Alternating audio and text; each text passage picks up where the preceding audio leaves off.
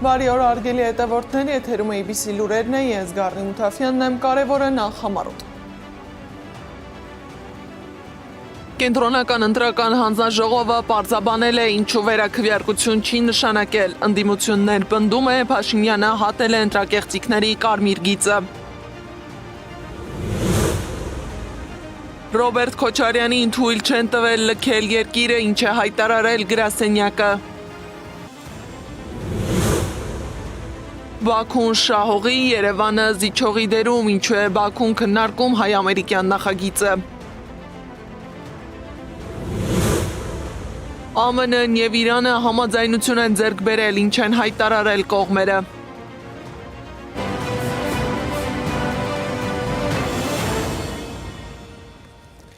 ԿԸՀ-ն պարզաբանել է,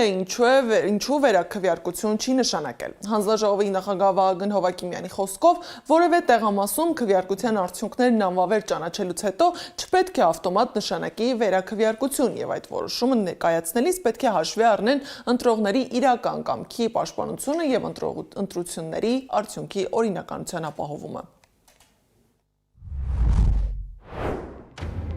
ԿԸՀ-ն պետք է ընտրի այն միջոցը, որը տվյալ պայմանում անհրաժեշտ է, համաչափ է եւ չի առաջացնում ավելի մեծ աղավաղում, քան այն խախտումը, որի հետևանքը պետք է վերացվի։ Մասնակի վերաքվեարկության արդյունքում առաջանում է հետևյալ խնդիրը. հիմնական քվեարկությանը մասնակցած ընտրողները քվեարկել են այն պահին, երբ ընդհանուր արդյունքը հայտնի չէր։ Նրանք չգիտեին ով է առաջատար, քանի ձայնի տարբերություն կա, որ ուժը կհաղթահարի շեմը կամ իրենց քվեն ինչ ազդեցություն կունենա վերջնական արդյունքի վրա։ Այս պայմանում ընտրողի կամքը կարող է ձևավորվել ոչ թե իր սկզբնական քաղաքական նախապատվությամբ, ազատ կամ արտահայտությամբ, այլ արդեն հայտնի արդյունքը խմբագրելու հաշվարկով։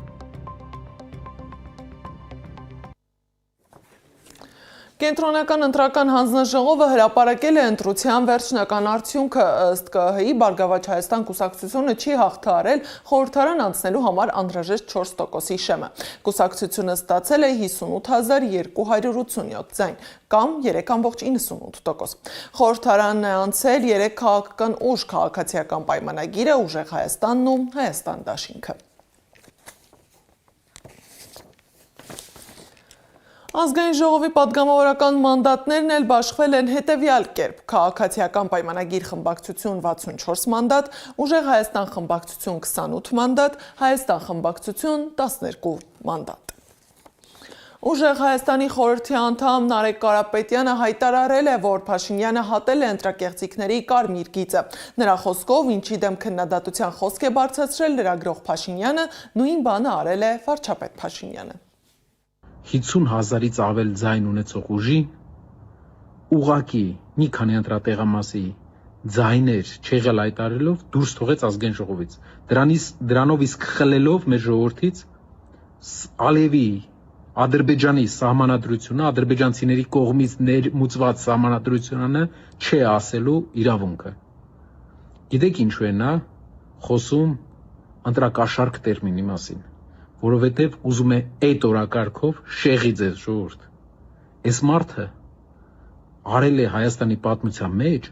ամենակոպիտ ընտրակեղծիքը։ Նա ուղղակի դուրս է անել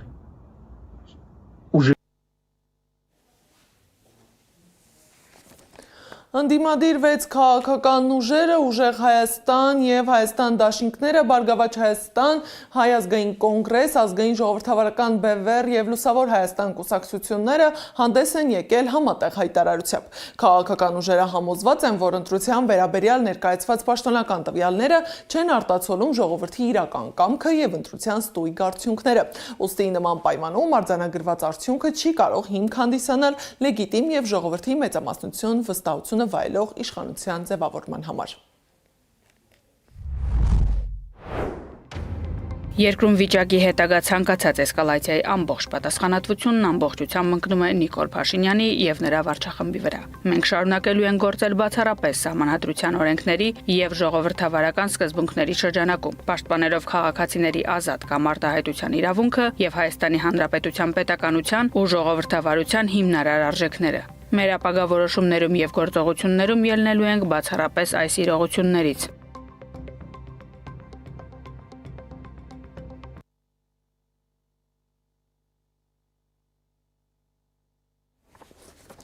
Նախկին արտգործնախարար Վարդան Օսկանյանն էլ հայտարարել է, որ ընտրության միջազգային մեկնաբանությունը վտանգավոր չափով մակերեսային է եղել։ Արտաքին լուսաբանման մեծ մասում քվեարկությունը ներկայացվել է որպես պարզ աշխարհաքաղաքական մրցակցություն արևմտամետ կառավարության եւ իբր ռուսամետ ընդդիմության միջև։ Նրա խոսքով այն ազգային խոր ճգնաժամը վերածում է դիվանագիտական կարգախոսի եւ այդպիսով անտեսում տեղի ունեցածի իրական իմաստը։ Այս ընտրությունը հանրաքվե չէր այն մասին, թե հայերը նախընտրում են Մոսկվան, թե Բրյուսելը։ Դա գաղափարական մրցակցություն չէր արևելքի եւ արևմուտքի միջև։ Դա ամենից առաջ ազգային բողոք էր նվաստացման, պարտության, հարկադրանքի եւ հայկական պետականության շարունակական քայքայման դեմ։ Հայ ընտրողների հստակ մեծամասնությունը մերժեց հետագա զիջումների, հետագա հանձնման եւ երկրի պատմական, սահմանադրական ու քաղաքակրթական հիմքերի հետագա կազմաքանդման ուղին։ Պաշտոնական արդյունքը կարող է այլ բան պնդել, սակայն քաղաքական իրականությունը պարզ է։ Նիկոլ Փաշինյանը չի ստացել հայ ժողովրդի վստահությունը։ Հայաստանի երկրորդ նախագահ Ռոբերտ Քոչարյանին Զվարթնոց օդանավակայանում թույլ չեն տվել լքել Հայաստանի Հանրապետության տարածքը։ 5-րդ ալիքի մեր գործընկերներին հայտնել է Հայաստանի երկրորդ նախագահի գրասենյակի պատասխանատու Բագրատ Միկոյանը եւ շեշտել, որ ապօրինի առանց որևէ բացատրության են արգելել նախագահի ելքը երկրից։ Ավելի վաղ գրասենյակը հայտարարել էր, որ Ռոբերտ Քոչարյանը երրորդյա այցով մեկնում է Հայաստանից։ Այցն անձնական բնույթի էր եւ վաղուց էր պլանավորված եւ հետաձգվել էր նախընտրական խիտ գրաֆիկի պատճառով։ Այս ամենի ֆոնին տեղի ունեցել նաև դիվանագիտական հանդիպում։ Ադրբեջանի նախագահի խորհրդական Հիկմետ Հաջիևը առաջին անգամ Հայաստանում էր, Դիլիջանում։ Հանդիպել է Հայաստանի անվտանգության խորհրդի քարտուղար Արմեն Գրիգորյանի հետ։ Քննարկել են խաղաղության օրակարգը եւ ուղիղ երկխոսությունը շարունակելու կարեւորությունը։ Հաջորդ հանդիպումը տեղի կունենա Ադրբեջանում։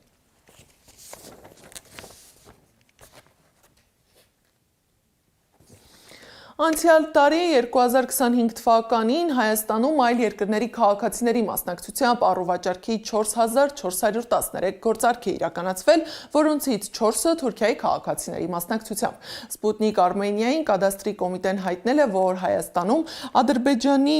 քաղաքացիների գրանցած գույք առկա չէ։ 2025 թվականի ընթացքում Թուրքիայի քաղաքացիներ Երևանի կենտրոն վարչական շրջանում ձեռք են բերել բազմաբնակարան բնակելի շենքի 1 բնակարան։ Վաճառել են բազմաբնակարան բնակելի շենքերի 2 բնակարան եւ Կոտայքի մարզի Ջրվեժ գյուղական բնակավայրում 1 հող։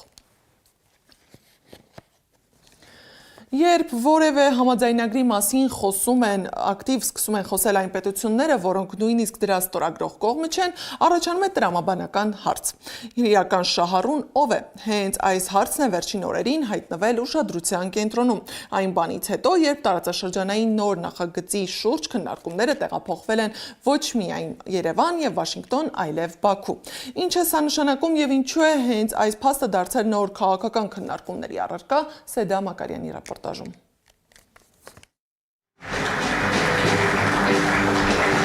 Ովքեր են TRIP համաձայնագրի կողմերը։ Պատասխանն առաջին հայացքից ակնհայտ է՝ Հայաստան, Միացյալ Նահանգներ։ Անգամ արհեստական բանականությունն է այդ հարցին նույն պատասխանը տալիս։ Իսկ ինչու են Ադրբեջանի արտգործնախարար Ջեյհուն Բայրամովը եւ Միացյալ Նահանգների միջազգային զարգացման ֆինանսական կորպորացիայի գործադիր տնօրեն Բեն Բլեքը քննարկել TRIP նախագծի իրականացումը։ Ըստ քաղաքական վերլուծաբան Հակոբ Բադալյանի, իրականում այս համաձայնագրում կողմ են հանդիսանում Ադրբեջանն ու Միացյալ Նահանգները, իսկ Հայաստանը կրկին զիջողի դերում է։ Այդ համաձայնագրում Հայաստանի դերը ընդհանրապես տարածքի տրամադրումն է, այսինքն այդտեղ երկկողմ, եթե դիտարկում ենք, դե ֆակտո երկրորդ կողմը Ադրբեջանն է, դա տակնառու էր փոխնախագահ Վենսի Փետերվարյանը այդ ընթացքում, երբ ինքը Հայաստանում այդքան չի խոսել Թրամփի ուղու մասին, որքան Ադրբեջանում։ Ադրբեջանական կողմը չի հերքում իրենք շահողի դիրքերում են այս համաձայնագրից։ Դե յուրե Բաքուն ստորագրող չէ, բայց դե ֆակտո այս համաձայնագրով այս երկիրն իրագործում է իր երազանքը։ Ադրբեջանը կապում է Նախիջևանին։ Այո, Ադրբեջանը TRIP-ի շրջանակային համաձայնագրի ստորագրող կողմ չէ, բայց TRIP-ը հենց այն նախագիծն է, որը պետք է ապահովի Ադրբեջանի հիմնական տարածքի եւ Նախիջևանի միջև կապը Հայաստանի տարածքով։ Հետևաբար Ադրբեջանը նախագծի անմիջական շահառուն է եւ բնական է, որ դրա իրականացման հարցերը քննարկում են ԱՄՆ պաշտոնյաների հետ։ Ադրբեջանական կողմը նույնիսկ TRIP-ը նկարագրում է որպես նախագիծ, որը պետք է ապահովի անխոչնդոտ կապ Ադրբեջանի հիմնական մասի եւ Նախիջևանի միջև։ Այնտեղ հայտարարեց, որ ինքը առաջին մարդն է, որ թռչել է Թրամփի ուղու վրայով։ Ընդ որում Վենսը աշխարհագրորեն Երևանից Բաքու մեկնել էր բացարձակապես այլ երթուղով, Հայաստանի հյուսիսային մասով, բայց ինքը փաստացի անկաշկանդ խոսել էր, որ թռչել է Թրամփի ուղու վրայով, այդպիսով ըստ էության Հայաստանը ամբողջությամբ դիտարկելով Միացյալ Նահանգների համար որպես Թրամփի ուղի։ Հայաստանի իշխանությունն ասում է Հայաստանն այստեղ տնտեսական շահ ունի։ Փորձագետները տարակուսում են, ինչպես է ապահովվելու տնտեսական շահույթը, եթե անվտանգային մի շարք հարցեր չունեն պատասխաններ։ Այստեղ ավելի լայն իմաստ ունի, քան պարզապես Զանգեզուրի միջանցքը։ Ընդհանրապես Հայաստանը դիտարկել որպես այդպիսին ամերիկա-ադրբեջանական կոմունիկացիայի ռեսուրս, որովհետև Զանգեզուրի միջանցքի տրամաբանությունը ընդամենը մի մասն է այդ գործընթացի, այդ ավելի լայն գործընթացի։ Իսկ այն, որ Թրամփի ուղին դա միջանցքային տրամաբանությամբ համաձայնություն է, այստեղ որևէ կասկած չկա։ Հայ հասարակությունը գիտակցում է, որ սա Հայաստանի հերթական տարածքային զիջումն է, Բադալյանի համոզմամբ ոչ։ Ինչու չի գիտակցում կամ ինչպես անել, որ գիտակցի, Բադալյանի խոսքով երկարատև ու բարդ պրոցես է։ Սեդամ Ակադյան, Աշոտ Բարբարյան, ABC Media։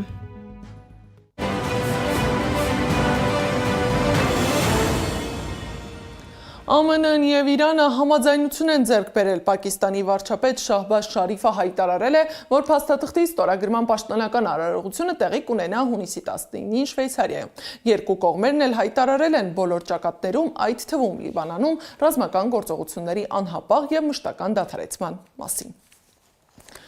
Իրանում բացահայտել են ԱՄՆ-ի հետ գործարքի մանրամասները, Վաշինգտոնը պարտավորվում է ապասառեցնել 24 միլիարդ դոլարի իրանական ակտիվները։ Այդ փողի կեսը պետք է վերադարձնել մինչև գործարքի ստորագրումը։ ԱՄՆ-ն վերացնելու է նավթային պատժամիջոցները եւ չի սահմանելու նորերը։ Մերձավոր Արևելքում ուժեր չի տեղակայելու։ Դաշնակիցների հետ ներկայացնելու է Իրանի տնտեսության վերականգնման առնվազն 300 միլիարդ դոլարի նախագիծ։ Իսկ Թեհրանը հաստատում է հավատարմությունը միջուկային զենքի չտարածման պայմանագրին։ Պարտավորվում է միջուկային զենք չստեղծել։ Ընդ որում Իրանի հրթիռային ծրագիրը հանվել է ԱՄՆ-ի հետ բանակցությունների օրակարգից։ Միջազգային մյուս լուրերը ռեպորտաժում։ Թրամփը դիմել է Իսրայելի իշխանություններին, դատապարտելով երեկվա հարձակումը Բեյրութի վրա։ Բեյրութի վրա հարձակումը չպետք է տեղի ունենար, հատկապես այն օրը, երբ մենք այդքան մոտ ենք Իրանի հետ խաղաղության համաձայնագրին, ասել է Միացյալ Նահանգների նախագահը։ Ըստ Fox News-ի Թրամփը Նեթանյահուին ասել է՝ «Այս ինչ ես անում»։ Իդեպ հունիսի 14-ին լրացել է Թրամփի ծննդյան 80-ամյակը, ինչի առթիվ նրան է զանգահարել Վլադիմիր Պուտինը։ 55 րոպե տևած զրույցի ընթացքում Թրամփն ու Պուտինը քննարկել են միջազգային իրավիճակը։ Թրամփը հայտնել է, որ Ռուսաստանի նախագահն օտարերկրյա առաջնորդներից առաջինն է շնորհավորել իրեն։ Պուտինն էլ Թրամփին ասել է, որ եթե Զելենսկին ցանկանում է հանդիպել իր հետ, ապա թող գա Մոսկվա։ Թրամփին շնորհավորել է նաև Ուկրաինայի նախագահը։ Մենք քննարկեցինք, թե ինչը կարող է նպաստել խաղաղության հաստատմանը հիմա, եւ ես նախագահին տեղեկացրի մարտադաշտում տեղի ունեցած վերջին զարգացումների եւ մեր դիրքերի ամրապնդման մասին։ Մենք համաձայնեցինք ավելին քննարկել G7-ի շրջանակում մեր հանդիպման ժամանակ, ասել է Զելենսկին։ Իդեպ այսօր Ֆրանսիայում մեկնարկում է G7 գագաթնաժողովը։ Ժնևի լճի հարավային ափին են հավաքվում մի շարք երկրների առաջնորդներ։ Մասնակիցները մտադիր են կենտրոնանալ համաշխարհային միգրացիայի, կլիմայի պաշտպանության եւ աճող սոցիալական անհավասարության հարցերի վրա։ Շվեյցարիայի քաղաքացիների մեծ մասն էլ հունիսի 14-ին կայացած հանրաքվեի ժամանակ դեմ է քվեարկել երկրի մշտական բնակչությունը 10 միլիոնով սահմանափակելու եւ ներգաղթը կանգնեցնելու առաջարկի դեմ։ Շվեյցարիայի կառավարությունն ու խորհրդարանը դեմ են քվեարկել նախաձեռնությանը, սակայն հանրաքվեն անցկացվել է ավտոմատ կերպով, երբ ավելի քան 100,000 բնակիչ ստորագրել է այդ հարցով խնդրագիրը։ Լոնդոնում էլ հազարավոր մարդիկ հավաքվել էին դիտելու թագավոր Չարլզի ծննդյանը նվիրված շքերթը։ Միապետին ուղեկցել է նրա կինը Թագուհի Կամիլան։ Այնուհետև թագավորական ընտանիքը դուրս է եկել Բուքինգեմյան պալատի պատշգամբ դիտելու կործանիչների թռիչք շոուն։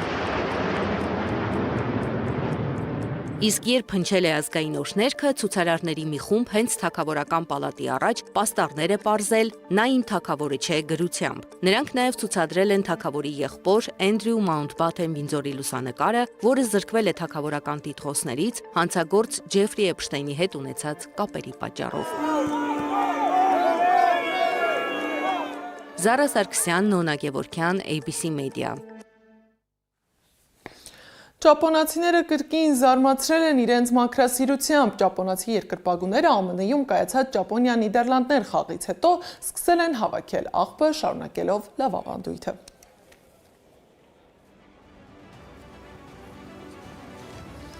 Այս ժամի համար նախատեսել էինք այսքանը, շարունակեք հետևել մեզ սոցիալական բոլոր հարթակներում, ABC լուրերը եթերում կլինի ժամը 15-ին, կհանդիպենք առայժմ։